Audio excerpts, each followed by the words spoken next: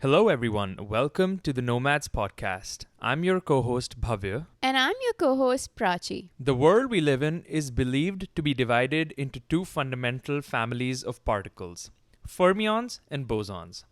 Today, we're sitting in Dr. Kaden Hazzard's beautiful office at Rice University in Houston, who, along with his student, proposed a robust third class of particles called paraparticles.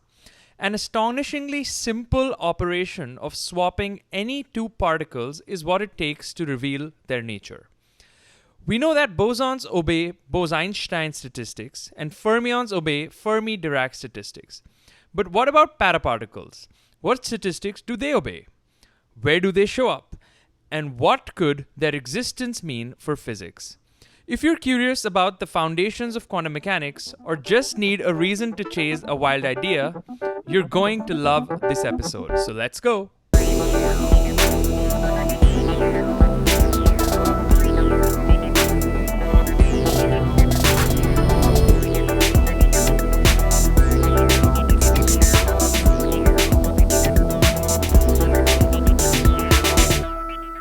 Professor Kaden Hazzard, welcome to the Nomads Podcast. Thank you. It's great to be here. So let us start by you telling us what made you think that fermions and bosons cannot be the complete picture. Yeah, well, nothing really made me think this, but rather my graduate student, Jiwan Wang.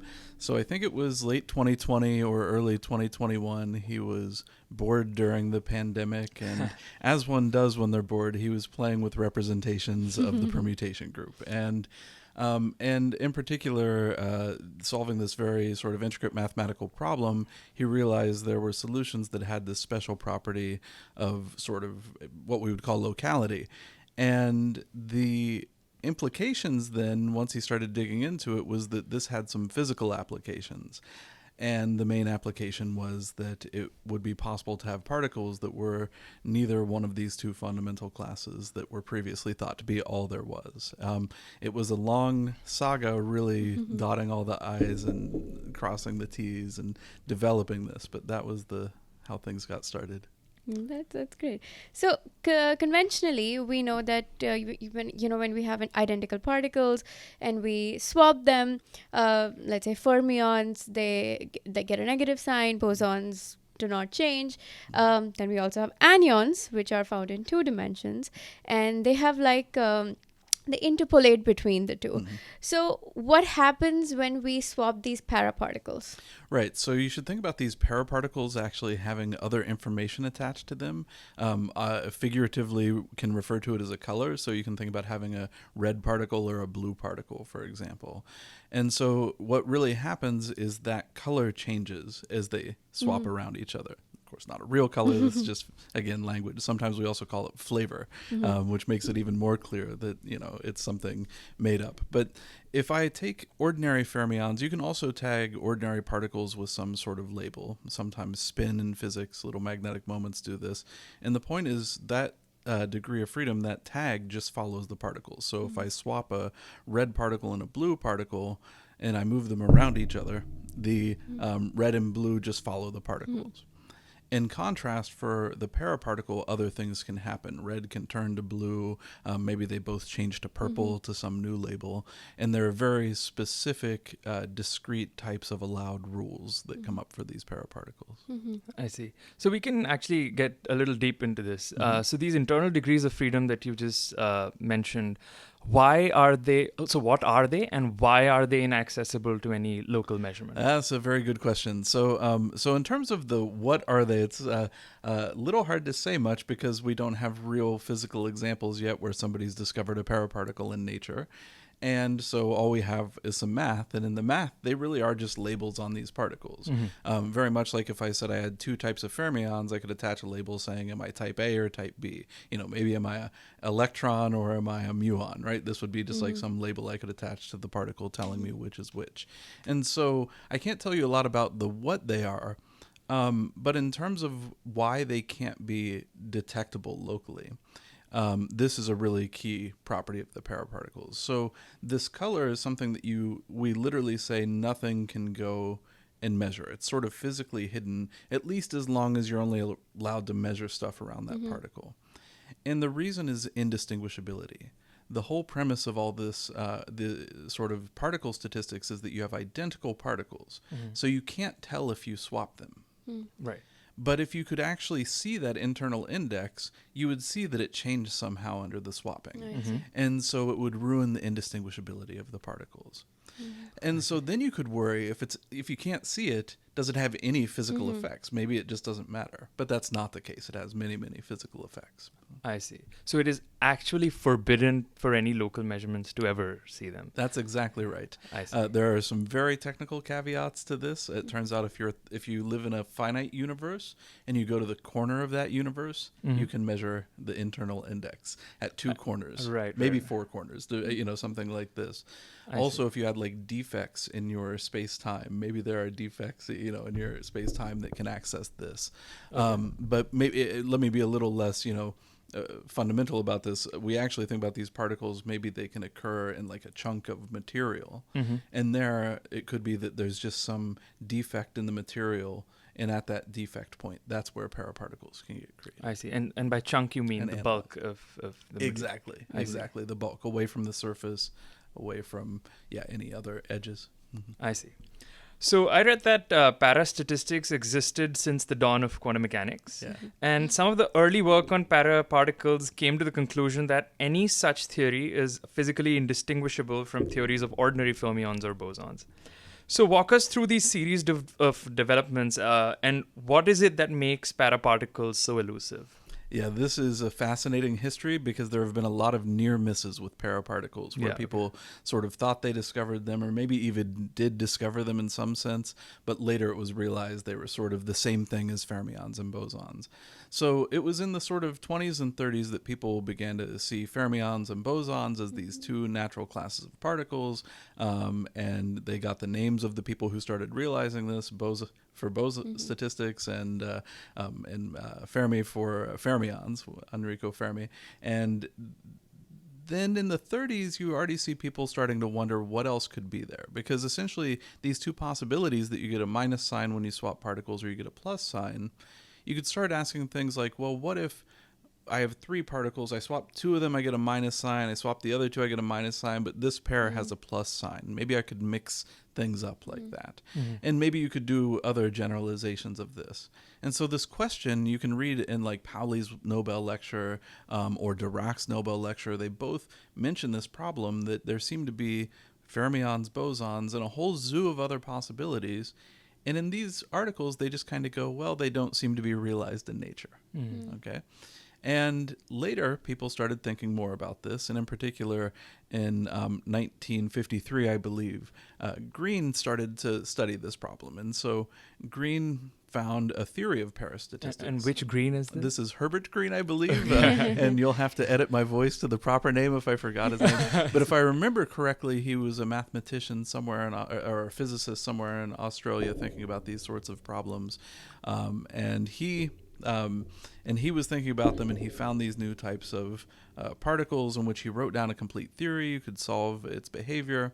It looked sort of similar to our normal theory of fermions and bosons, but modified, and there was parastatistics for the first time. Except it turned out, later realized, that it was fermions and bosons in disguise.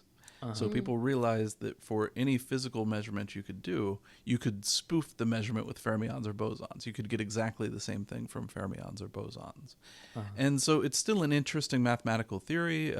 It may give you a different perspective on certain types of fermion and boson problems, but at the end of the day, it's equivalent to them.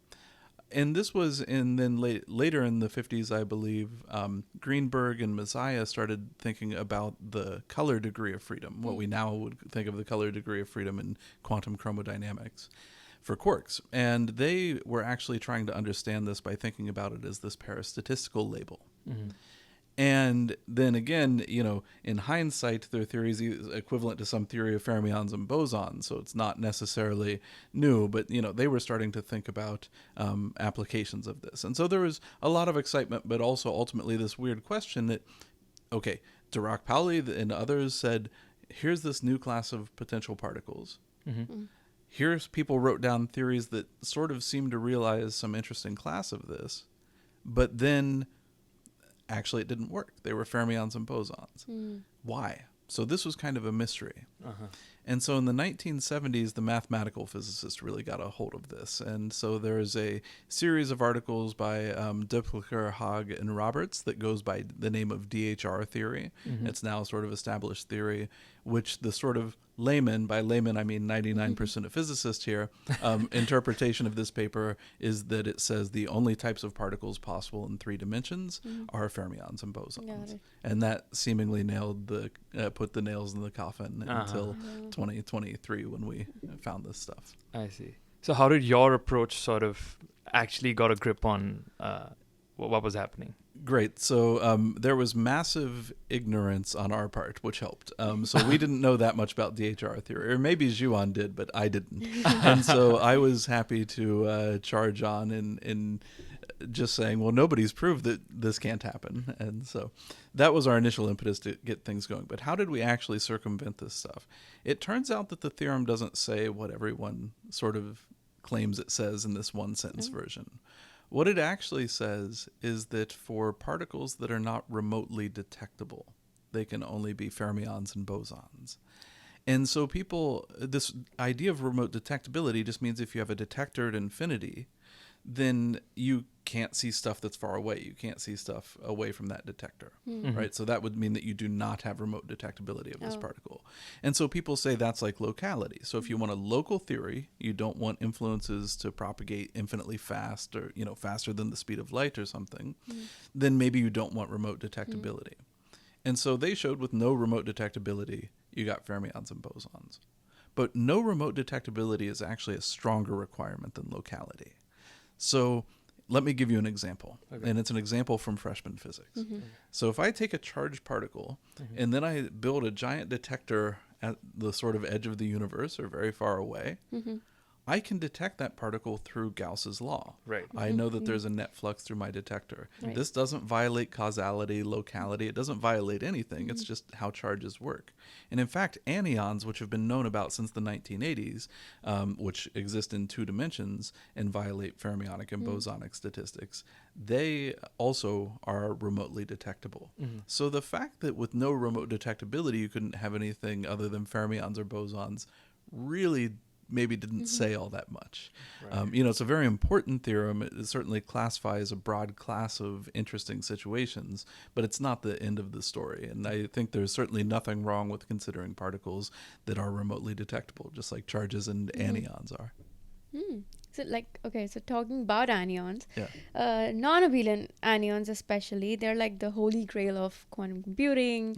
Do you think that paraparticles will follow the same route? Or do you think it's more for the open quantum systems or many-body physics? Oh, if there are any rich people who want to give me a lot of money watching this, look at all the cameras. Please, it's going to revolutionize quantum computing. It's very interesting. So the non-abelian particles, the reason they are so useful for quantum computing is that you can do an entangling gate, a quantum operation, just by moving particles around each other. And they never have to come close to each other. And what this means is actually the operation is sort of protected from noise. Any local disturbances don't really affect the operation. So it seems likely, maybe I would even say in some cases we know it's the case, but this is not written down and proven rigorously, but it should be the case that something very similar happens with paraparticles. We know that you can entangle particles by moving them around each other, and that there are at least some types of protection during that process. And so in that sense, they are an analog of non-abelian anions that can live in higher dimensions. And then the question is, would you ever actually want to use them practically? And practically, non-abelian anions are hard enough to work with. For the paraparticles, it's even harder. First off, we have to find them somewhere in nature. Then once we find them, you have to figure out how to braid them. And now if you want to do this in 3D, you have to braid them in 3D. I mean, I don't know how you do this. But even if you could, is there an advantage compared to the 2D case? I don't know. Okay. So at a practical level, I don't know. But at a conceptual level, all of those sorts of things are introduced again. But to my mind, I think the more maybe fundamental prospect is just understanding what types of phases of matter there are. And it turns out that phases of matter are essentially characterized by what are their excitations. And so you can ask, if the excitations kind of are fermions and they have zero energy as the momentum goes to zero, then they're this type of thing. They're a Fermi liquid or something like that. And so one way we think about classifying all these phases of matter is by talking about what types of particles they host. And this discovery is really telling us there's whole new classes of phases of matter that we hadn't appreciated were there before, each characterized by having these paraparticle excitations. And so will it be good for anything? I don't know, but there's a whole universe of stuff out here that we just didn't realize existed, and we should figure out what's going on there. So talking about, you mentioned classifying phases of matter based on excitations. A small doubt that I have is, would excitations of these paraparticles would be something like phonons is to vibrations, or will it be like fundamental fields being excited in that sense? Right. So elementary or some emergent degree of freedom, essentially. So the case where I'm most optimistic about actually seeing this is as emergent particles, because it can be something like lattice vibrations give rise to bosons, phonons, and in other cases we even have spin models, which are effectively bosons, giving rise to emergent fermions, right? And so we think something analogous happens with the paraparticles, and we have models we can show that happens. So we just need to get these models into a real physical system. For them to occur as fundamental particles, that's a much harder question. So, and this depends a little bit on your philosophy of what should be allowed as a fundamental particle. But it also relies on nature being kind, or at least, providing these, that they could just not exist. Maybe they're possible, but they're not out there, right? And even then, then you could ask, are they even possible? And that's something I don't think is perfectly clear. In some level, we have theories that are perfectly compatible with relativity, unitarity, so probabilities are conserved as they must be, and all the things that in locality, things that we cherish in quantum mechanics and physics more broadly. But it's not clear in those settings that we can actually have something that's different from fermions and bosons. That all of the non-fermion non-boson things may be hidden away into sort of unobservable stuff. And there was a recent paper by Marcus Mueller, they were thinking about similar things, and then I think partially inspired by our paper.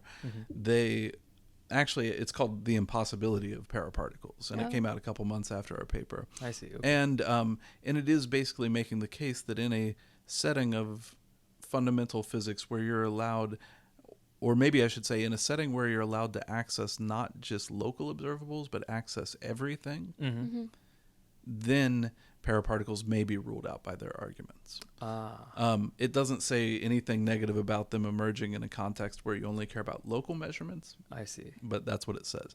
And then I think it becomes a philosophical issue for a fundamental particle. Should it have to be indistinguishable under all measurements or only local measurements?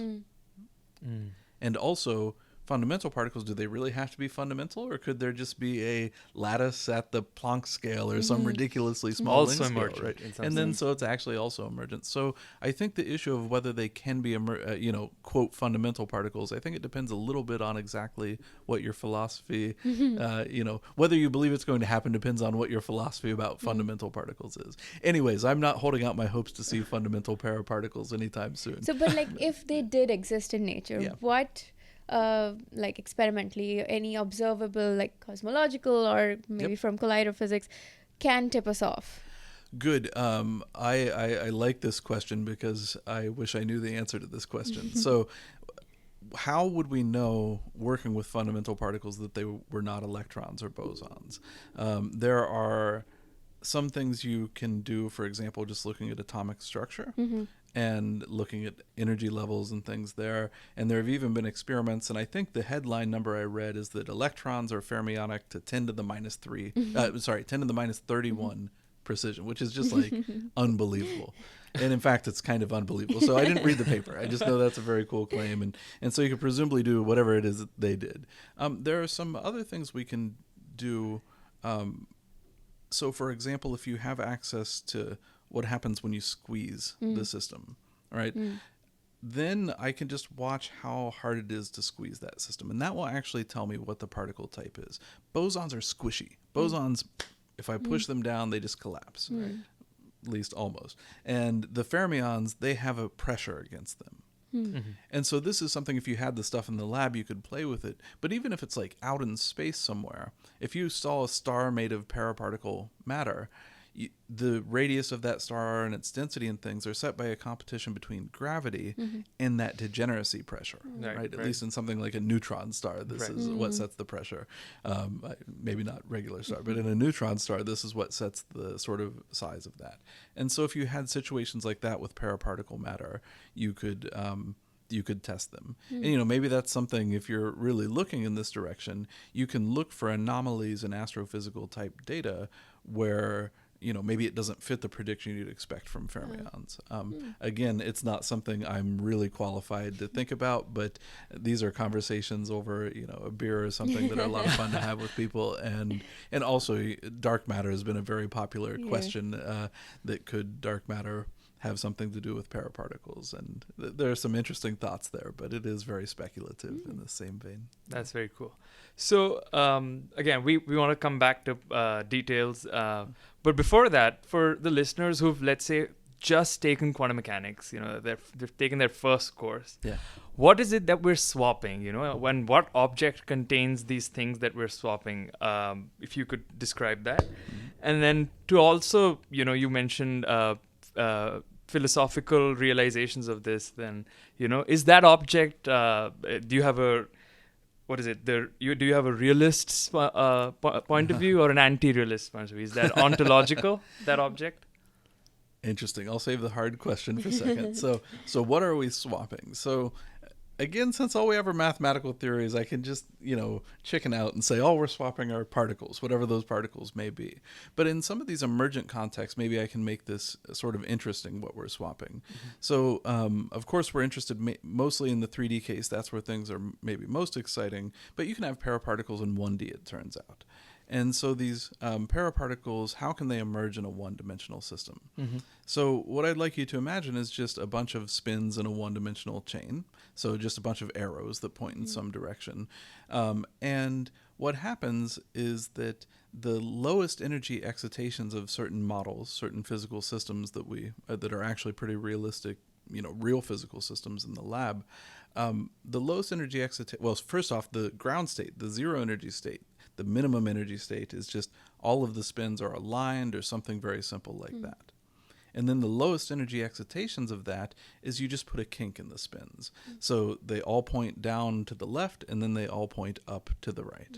Okay. We call this a domain wall, this kink. And so the point is that domain wall turns out to behave in these models when the domain wall is done just right. It's not exactly all up and all down, but it's something similar to this. When this is done just right, it behaves exactly like a paraparticle. And so the low energy excitations of that spin model become paraparticles in that way. And so something similar to that can happen in higher dimensions as well. And that's exactly what goes on. So if you think about two paraparticles coming in colliding, what's going on in that 1D model, it's really that you have two of these domain walls. So you have a bunch of up spins, then down spins, then back to up.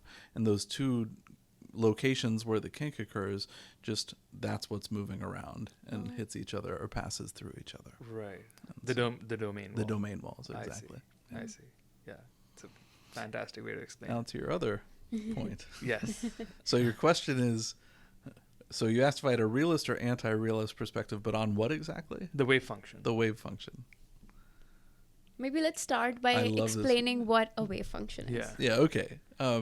So a wave function is going to be an object that describes our quantum mechanical system. At least if I have an isolated quantum mechanical system, then once I know the wave function, I know the properties of that system at that point in time.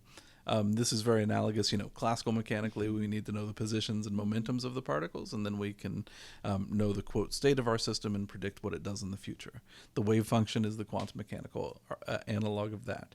And it tells us, because of Heisenberg's uncertainty principle, it doesn't tell us exactly where all the particles are and how fast they're moving, at least not at the same time, but it can give us probabilities. What is the probability that you're sitting here? What's the probability that your momentum is this? What is the probability that if you're sitting here, your momentum is this? It can answer those types of questions. Now, I have a radically anti-intellectual answer to this. I think it's too hard of a problem for me to think about, is what it comes down to. And so I refuse to answer your question as to whether I think the wave function is real.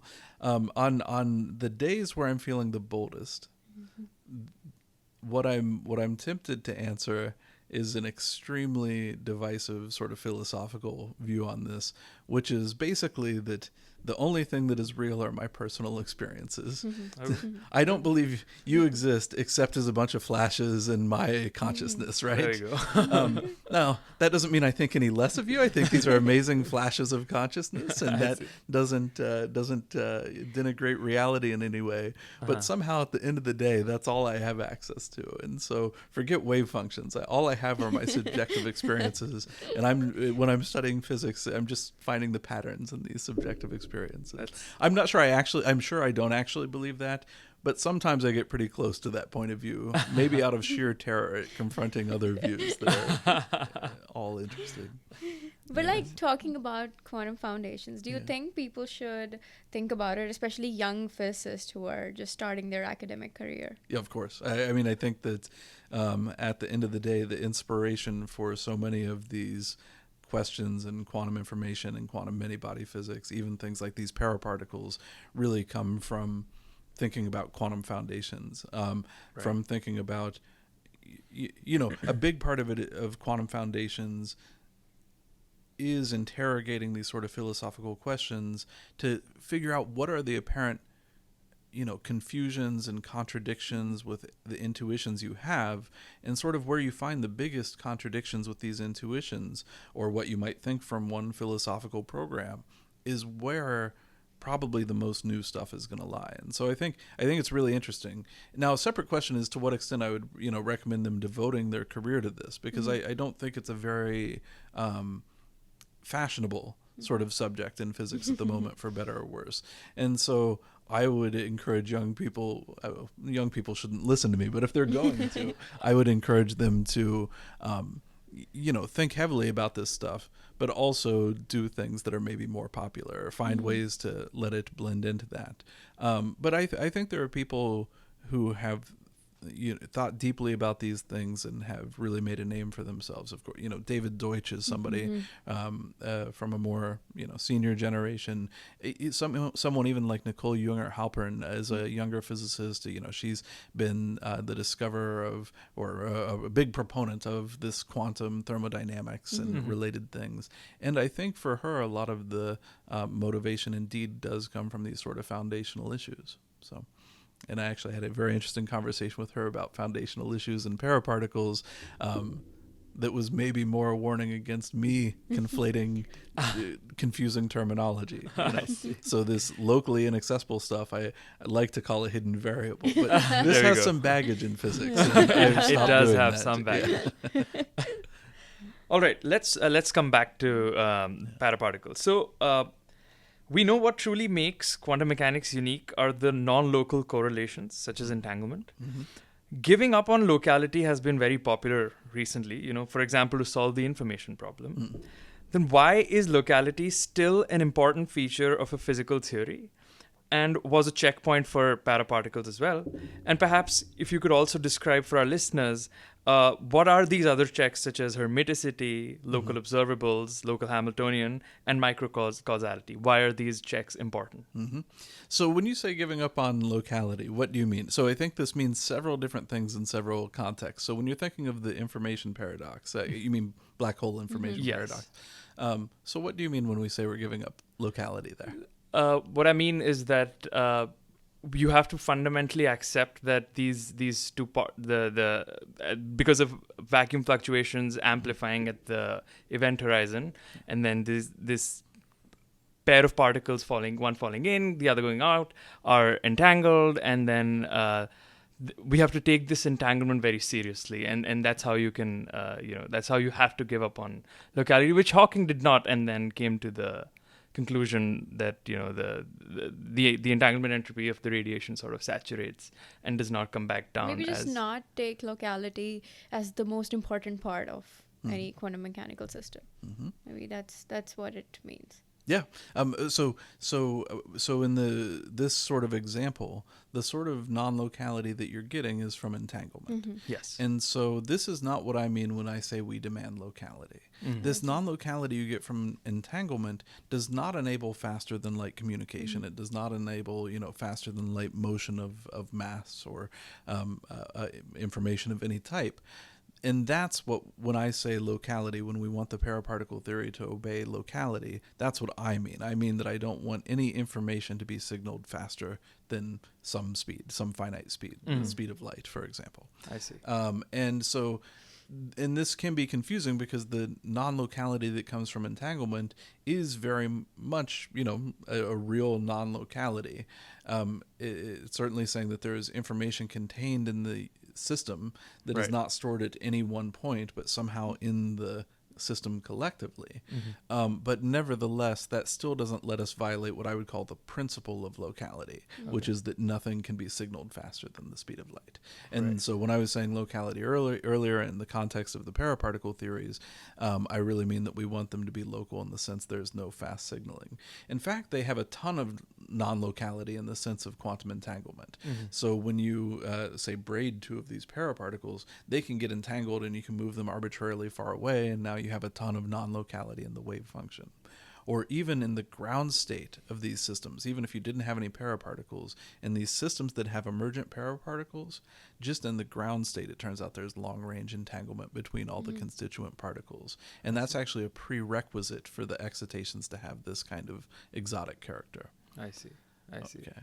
Yeah, because when I think about these things, I mean that definition, I personally give it to causality. That there has to be a finite speed or a light cone. It could be a Lieb-Robinson sort of bound in lattice systems and so on. Absolutely. That any signal cannot violate. So that's what you mean when you say causality, or maybe micro-causality. Micro-causality, People use absolutely these words. That's what I mean by locality here. I see. So space-like events commute. That's exactly right. Space-like events commute, and in a relativistic theory, even in a non-relativistic theory, I want some type of causality. It's much slower than the speed of light. When I knock on this table, the sound waves don't propagate infinitely fast. They propagate at the speed of sound, and not much should happen if I'm separated by more than that sound cone, at least according to the vibration. Nothing should happen with the vibrations much beyond that. And so exactly, there are these Lieb-Robinson bounds that can restrict things there as well. Right. And so that's the sort of, when I say locality, what I have in mind. And it is absolutely a confusing terminology. Maybe it's a good point that to distinguish it from the sort of non-locality that people usually associate with quantum entanglement and hidden variables and all of this, maybe relying on causality as the terminology is a much better way to describe it. I see. Okay, so... And then you had another question. Did I? Oh, yeah, I was just...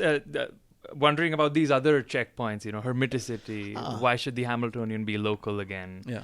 And you just spoke about microcausality. Yeah, so exactly. So the hermiticity, why do we want the Hamiltonian to be Hermitian? And it's actually not just the Hamiltonian. In quantum mechanics, we want all the operators to be Hermitian. Right. And really what this means, Hermitian's a property of an operator. An operator is a thing that acts on the wave function.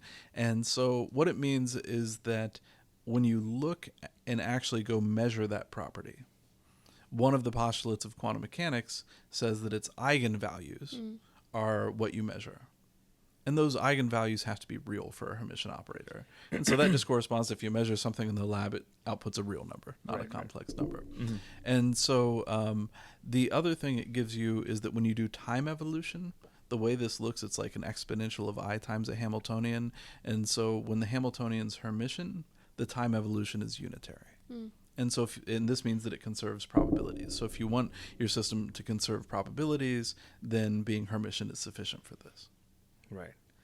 So you had to, again, like when you develop a theory of some different type of particles, you have to make sure that it stays physical by hitting all these checkpoints one at a time. That's right. That's exactly right. So if you ask me what do you need to make a valid quantum mechanical theory, I would say, or at least these are sufficient conditions. Maybe I shouldn't say they're necessary, but if it's local or causal and you have hermiticity, you're good. Like that's your theory is fine. Whether it actually exists in the real world is sort of an engineering question. Like how complicated can you build these systems? But but in principle, there's nothing that keeps it from existing. And if you had full control of like a quantum computer, you could program this thing into existing, something like that. That said, people have spent careers finding ways you can break these assumptions and still get a valid theory. And so if we have time and it's okay, we can talk a couple about this. So maybe one of the most dramatic is breaking hermiticity. And it sounds kind of nonsensical, but you work on open quantum systems. In some sense, you also work on open quantum systems. They you see this that people use non-Hermitian Hamiltonians all the time for systems that don't conserve probability. We're thinking of it as a sort of an effective model. The probability is going somewhere else that I don't care about, so I just say I'm losing probability in my system, right? But that's a perfectly sort of mathematically good reason to use non-Hermitian Hamiltonians. It also turns out that for very special non-Hermitian Hamiltonians, you can still have real eigenvalues. Right, and so these are called PT symmetric Hamiltonians. Carl Bender and others discovered these, I think, 90s maybe? Anyways, a while ago. And now there are just thousands and thousands of papers looking at different PT symmetric Hamiltonians and their consequences. So although we wanted to make sure our Hamiltonian was Hermitian, because then you really can't complain, this is the standard sort of thing you look for and it guarantees all the things you care about, maybe you could relax this and get even more general theories. And we've done this in some ways. We have some non-Hermitian, we have systems that when they, paraparticles that when they're realized in these emergent contexts have PT symmetric Hamiltonians or something. Interesting. So, it's a subtle point, and I'm not sure really how to think about this stuff, but there is a world out there beyond hermiticity. Yeah. And then, locality is something that is also very much fundamentally true. So it says that I can't instantaneously affect things far away, except, more or less, the Earth attracts the moon infinitely far. The moon's very far away, but we just say gravity has a 1 over r potential. We don't really have to worry about the time it takes speed of light to go communicate this, or the Coulomb interaction in a metal. It's 1 over r. This is not a local thing at all. Most drastically, there's a popular field, or even doing some research in it, where you put materials and you put them in a cavity. You just put them between two mirrors, and the interaction with the light, there's no light, but you're in the vacuum, so there's no light, but you're in the lowest quantum mechanical allowed state of the light. So this is a Casimir. It's like Casimir, exactly. Okay. So you have all these fluctuations in the vacuum that, due to Heisenberg's uncertainty principle, sometimes there's a little fluctuation of electric field or magnetic field. A little light springs into existence locally and comes back out of existence. And those can actually modify the material properties. They do, even in air, modify the material properties. But by changing these mirrors, you can actually then change the material properties by changing how it couples to light. And this is incredibly non-local, because it's literally light bouncing back and forth thousands of times between these mirrors, coupling to a mole of particles or whatever every time. This is incredibly non-local, but it's still physical.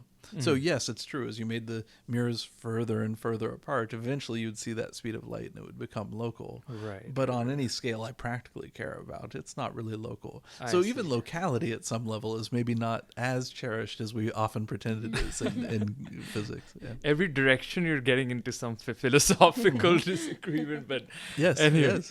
But yeah, when you mentioned non-Hermitian Hamiltonians, when I started working on open quantum system, Eric, my advisor, he has this tagline. He says, non-science is not nonsense, so non-relativistic, non-Hermitian, and so on and so I forth. see. Non-equilibrium. Yeah. So non-science is not nonsense. Yeah. Anyway, so how fundamentally, how different are exclusion statistics of paraparticles from fermions and bosons? Yeah, for fermions, it's very different in many cases. So for fermions, we have this principle that you can only put one fermion in each sort of level. So you have a bunch of energy levels and you just fill them up. And so if I have fermions, I put one per level. For ordinary electrons, we have two possible electron spin states. So I can be a spin up or spin down. So often we talk about putting two per level because I can put one spin up and one spin down. And then this gives us the whole periodic table, right? We just have this sort of set of energy levels. We fill them up and get the periodic table. For bosons, it's different. They all clump together. For the paraparticles, it depends on the type of paraparticle that you have. So there actually seem to be like an infinite, well, there definitely is an infinite family of paraparticles. And we don't even know, this is not classified at all. We have examples, but we don't know what the limit of these examples are or what other ones are out there. It's a mathematically open problem. And the simplest type of exclusion statistics that's different than the fermions and bosons is actually a type where you can have a vacuum state, so you have no particles in one level. Now I can add a particle to a level and it has this color or flavor or maybe spin, however you want to think about it. It has M states, and that M can be anything. So you could have 20 different flavors if you want. But it turns out you can never put two particles in. Okay. And this is very different than the fermionic case, because if I had a level for fermions, I could have nothing, I could have a spin up, I could have a spin down, or I could put a spin down and a spin up. But in this paraparticle case, I can put nothing, I can put an up spin, I can put a down spin, but I can never put both the up and down spin in that mode. Mm-hmm. So it's a little bit like they're just infinitely strongly interacting when they're in the same mode, right? And so that's why it's different from an ordinary interaction. It really knows something about that mode. And there can be other examples. So we can have ones where you can have M flavors you could put in. So again, 20 flavors. And yes, you can now put in two particles, but there's a unique way to do it. So that's one of the examples we know. I see. And then we know several examples that actually have the same exclusion statistics as fermions, but are still physically different because they exchange different. It's really the exchange statistics that's the more fundamental thing. I see. Exclusion statistics is a consequence of that, extremely physically important, but it's not really the fundamental thing. And another way to see this is if you let particles interact with each other, the way they distribute in energy levels can kind of change. So this idea that you can put two or one particle in that energy level, that really only is strictly true for non-interacting particles. Once I start adding interactions, I could be in superpositions of all kinds of different configurations like this. But for the, but going to this more general case, when you look at the exchange statistics, how they change when you braid them around each other, that's something interactions can't modify.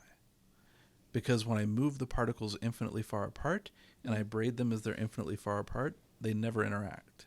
They're never close enough. They never touch. And so since they never interact, it can't affect that braiding process. I see. And so the exchange statistics, I would say, is a more fundamental thing because it can't be changed by adding a little interaction to your problem or other perturbations. Yeah. I see. So just to clarify, when they're far away, braiding is just trivial. Is that what you're saying? No, the braiding. No. So the braiding is not trivial. The permuting is not trivial. It does something interesting, but it can't be changed by interactions. Right. Okay. So you can have a non-trivial thing, and it's sort of quantized. Or this is when we talk about topological properties. This is what's topological about it. Any smooth, small thing you do to the system doesn't change that braiding at all. It doesn't change the result of that braid. If it's trivial, it stays trivial. If it gives a -1, it stays -1. If it does some weird paraparticle thing, it stays that. Right. Exactly. Okay. So it's almost like if the input is a paraparticle, then it's gonna exactly. Yeah, I see. Exactly. Okay. Yeah. I see. Okay. Now I got it. Yeah. I see. So you were mentioning about how we can find maybe stars made up of paraparticles. How else do you think that paraparticles can find its way in high energy community? Good. I hope you don't put that as the headline quote, that I think there are paraparticle stars out there. I wish there But are. it is not logically impossible, is what I would say. The other popular place that I've talked with people about this potentially being useful has been as a dark matter candidate. Okay. Yeah. And this is an extremely desperate suggestion for dark matter. On the other hand, I think they're in need of desperate suggestions from the way things are going. But, so everything I'm going to say here, I just have to qualify with it's very, very far out of anything I understand well. But let me maybe say some of the fundamental things that make dark matter, finding a good dark matter candidate is hard. So on the one hand, you want it to be weakly interacting, because if it didn't, that's essentially what we mean by dark. If it interacted at least via light, it wouldn't be dark. So if it interacted by anything that wasn't gravity, we would see it in other observables. So we want them to somehow be non-interacting or very weakly interacting, at least naively. And then that tells us, by the exclusion statistics, exactly what their equation of state is. So when gravity acts on some collection of mass, does it want to collapse or does it resist that collapse? And the distribution of dark matter tells us about how that matter has either sort of collapsed under gravitational pressure or not. It tells us how that matter has organized itself in response to the gravitational fields of the universe. And so to the extent that you can't find a weakly interacting fermion or Bose model that matches those two constraints, both being non-interacting and matching the distribution of matter, maybe having a different sort of compressibility that paraparticles offer you potentially, maybe that could get you around some of these difficulties and give you new dark matter candidates. So that's what I'm fond of saying. Again, I don't know if there's any chance to turn this into real theoretical physics, but it's in the back of our minds for sure. And we have a couple cosmologists here, Mustafa Amin and Andrew Long, who talked to a bit and had some emails with some other people. So who knows? Maybe one day this is something we'll start seriously looking at. That's nice. Thanks. So one thing is that when I pulled up the Paraparticles paper, one thing that really was striking was something out of what the paper claimed was the fact that it was accepted a year after its submission. Yeah. So my question is that a standard Nature thing, or did you have to fight reviewers because of the novelty of the thing? And if you don't mind, could you walk us through the process? Totally. It's actually very interesting. So in 2023, I think it was December 2023 or very late in 2023, that's when we submitted the paper. And then, normally the review process is pretty quick. It's the kind of thing you should at least get first reports in a few months. And I think we did in this case. I don't remember exactly when we got them. Actually, I think the reviewers were all very positive, even on the first round. I think that if I remember correctly, all the reviewers suggested sort of accepting the paper. One sort of said, right now, due to some technical stuff, basically, if they had done this other thing, then I would recommend it for acceptance. But here, maybe Nature Physics or some other journal would be better. So these were all very positive. The editor's response was positive. It looked like, maybe we could just respond. But Jiwon's not the type of person, the graduate student who was doing this was not the type of person to do the minimal effort. And we also sort of realized at the time, even before we got the reports, that we could maybe do a little bit more. And then he worked very, very hard on this. He spent a lot of time on this, actually responding to the referees. Basically, the criticism was we had this sort of framework for paraparticles, which showed that in principle everything was consistent and could exist. But this notion of emergent paraparticles, we could only kind of gesture at. We didn't have explicitly solvable models. Right. We had a one-dimensional model, but if most of the excitement is in 3 dimensions or higher dimensions, maybe you're worried 1D is too special. So essentially then we said, well, let's sit on these referee reports. A little dangerous because the referees could always change their mind while you're waiting on them. But we said, let's sit on these referee reports, work this out, and find a higher dimensional solvable model that has emergent paraparticles. And so with this, he came up with a 2-dimensional solvable model that has emergent paraparticles that was not in the original draft. And that was where most of the delay came from.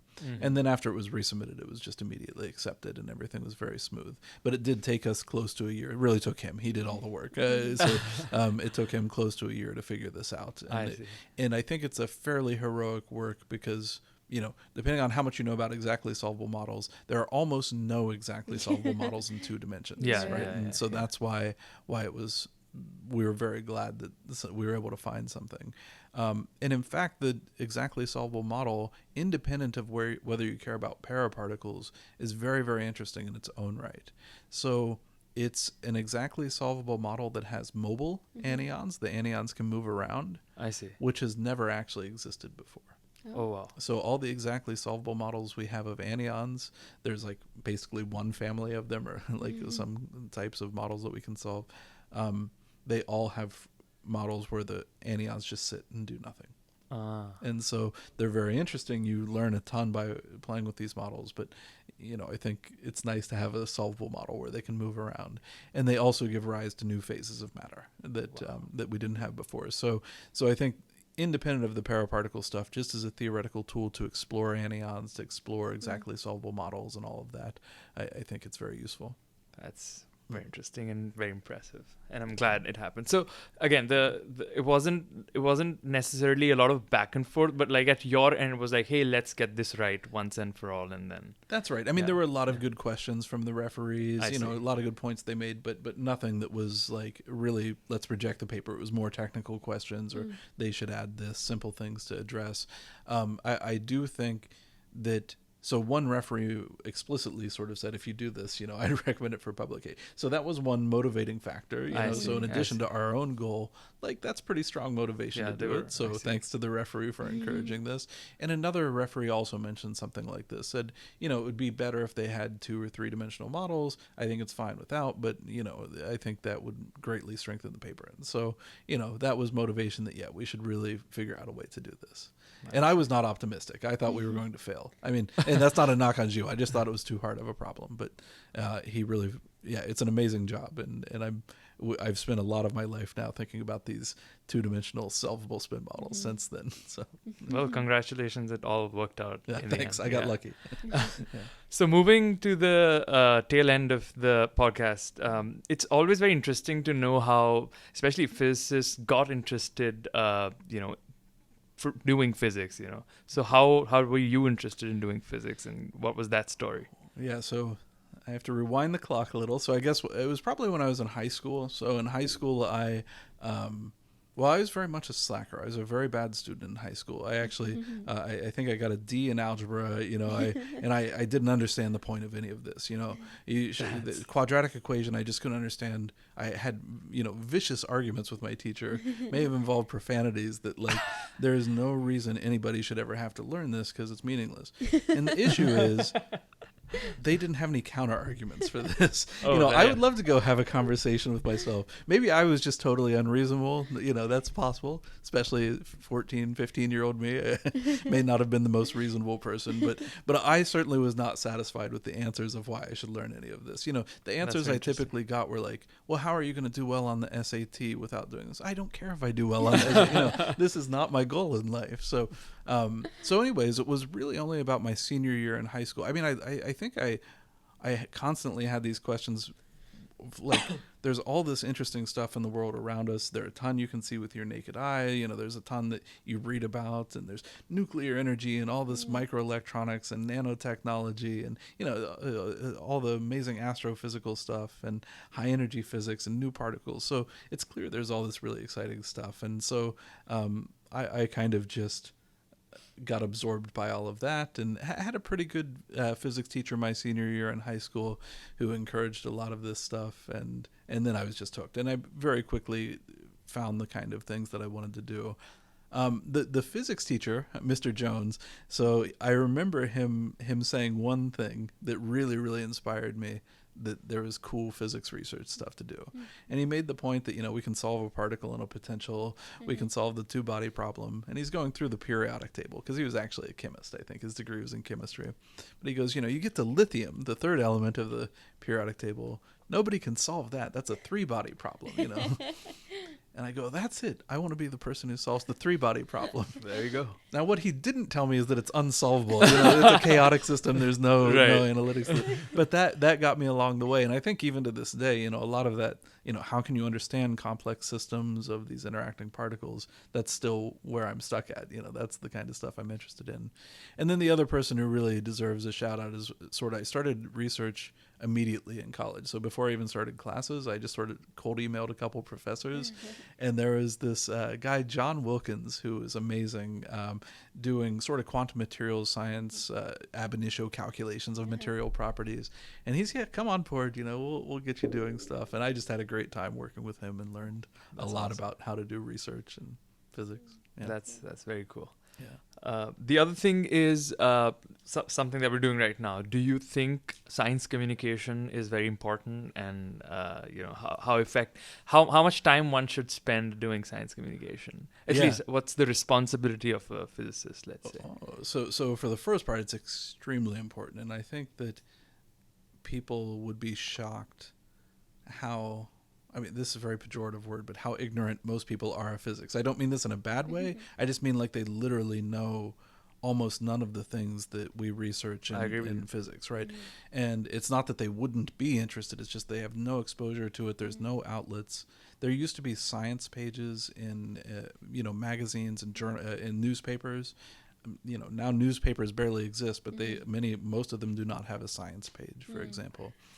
And so I think it's extremely important to share that just the things that we're actually doing so they can see the science. I also think it's really important to sort of put a human face to science, that it's not just this abstract thing that happens, that there are people doing jobs like everybody does, doing stuff that they're really excited about. And, you can go talk to these people too and learn about science. So I think that's all extremely important. How much time to put on it, I think, is a really important question that, especially as you get more senior in your career, you have to make decisions and decide these things. And I doubt there's really a one-size-fits-all answer. I have colleagues who I don't think they should spend much time on science communication. I know many brilliant people, but it's just they're not interested in it. Maybe they're not even the most eloquent people. I'm not the most eloquent person, but, there are people even less eloquent. So, I think that maybe if they want to focus on certain thing, lock their door and do calculations or get in the lab and turn some screws, I don't knock them for this. At the same time, in fact, there's essentially little problem that any university is going to have with this. There's not a big push from the administrators to go do science communication. It's not going to get you tenure. It's not going to get you your raise or promotion or whatever. So, they don't mind if you do it, but it's not going to be accounting for much. That said, there are some people who really, I think, should do a lot. And there are people who essentially devote their careers to this, right? And I think that can be a little hard because not much credit is given for it. And I think more credit should be given for sort of writing books, sort of giving talks, public style talks, things like this, social media engagement. I don't know how to do it properly. I think using human common sense on just evaluating people that they're making an impact is the way to do it. But famously, even Carl Sagan, I think, was nearly denied tenure because they thought he was doing too much outreach. Why are you doing this? And I think it's a very bad attitude. But it is all a balance of that. I think is a very personal thing to people. That the people who are enthusiastic about it, you should do a ton of it, because the people who enjoy it, the people who think it's important, they're the ones that are going to do it the best. And then we should find ways to encourage people to be able to do that. And lastly, what will be your message towards young physicists? So if you're a young physicist and you have an idea and your advisor tells you it's dumb, ignore your advisor and keep working on it. I mean, just There you go. like whatever you're passionate about, do it. Your advisor can be wrong. Don't be rude. Understand you're taking a risk when you do these kind of things, but really it's your life and you should work on the things that excite you. Don't worry about what's hot. Don't worry about what's, fundable. Don't worry about what flashy journal or citations. Worry about what you think is the most important thing, and either everything else will fall into place around that, or maybe you don't want to be in the field anyways because maybe it's broken. So but I think that overall usually it works out that if you are really convinced that you're onto something exciting, you should stick with it because you know that idea better than anyone else. So you should challenge it, bring it to other people, make sure you're not fooling yourself, and you're the easiest person to fool, as Feynman said. But I really think pursue those things that you just think are the most interesting things in the world. That was amazing. Thank you for doing this. Thank you. Yeah, it was my Thanks for doing pleasure. it. Anytime. Thanks for your Thanks, time. guys.